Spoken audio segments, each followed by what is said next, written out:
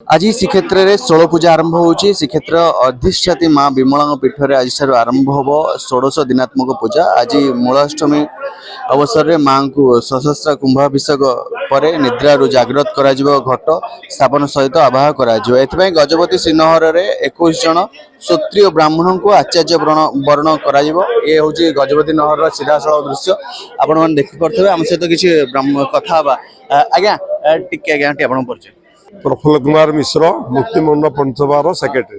आज्ञा आज जो गजपति नगर में किभली नीतिकांति सहित आरंभ हो आज विधि कौन रही? आज हूँ 16 पूजा आरंभ। आमर राधाष्टमी दिन दुर्गा शयन होता है। ठीक 15 दिन पूर्व 16 दिन दुर्गा उठे। उठला माने सागे सागे सहस्राभिषेक हम सहस्राभिषेक पूजा बस। आमर जोटा पुरी रे जो मंदिर भितर जो ठाकुराणी मैंने अच्छा 7 जन ठाकुराणी अब आमर ये टाउन बाहर अच्छा आमर आलम चंडी एम पूजा जो हुए रजा गजपति बुझती से पूजा गजपति ब्राह्मण वर्ण कर दिखते। आज से ब्राह्मण वर्ण ये करागला 7टी पीठ में ब्राह्मण वर्ण करागला। आ विमला पीठ में आउ जहाँ कम सहस्राभिषेक सरला कम से चलो पूजा हम। हाथ में गुआ नड़िया धरते किभली नीतिकांति एटा जो मैंने वर्ण हेले गजपति वर्ण करिया कथा। गजपति अनुपस्थित राजगुरु वर्ण कर गजपति राजगुरु को वर्ण कर दी राजगुरु वर्ण कर वर्ण कले गोटे मठा गुआ नड़िया पैता सब दि जाव वर्ण कले मैं तुमको आम ये दवाई दायित्व दिगला।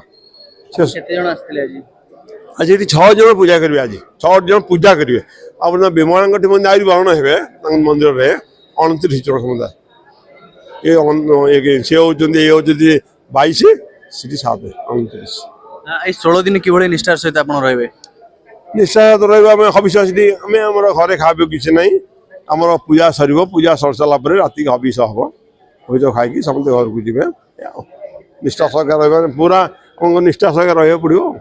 विभिन्न देवी पीठ में भी आज आरंभ हो सब देवी पीठ आज आरंभ हम। आम उत्कल जिते देवी पीठ अच्छी समस्त 16 पूजा आज आरंभ। राजप्रतिष्ठा गाँ मानक सब 16 पूजा आज आरंभ। 16 पूजा 16 दिन मिले 16 पूजा कहते एथर 17 दिन पड़ू पूजा 17 दिन पूजा हम। निश्चित भाव में 16 दिन निष्ठार सह पालन करेंगे। ये जो 16 पूजा को विभिन्न प्रकार घरे खाइबे और निष्ठार सह पूजा को निश्चित पालन करेंगे। पूर्व सरोज कुमार मल्लिक रिपोर्ट सकल न्यूज।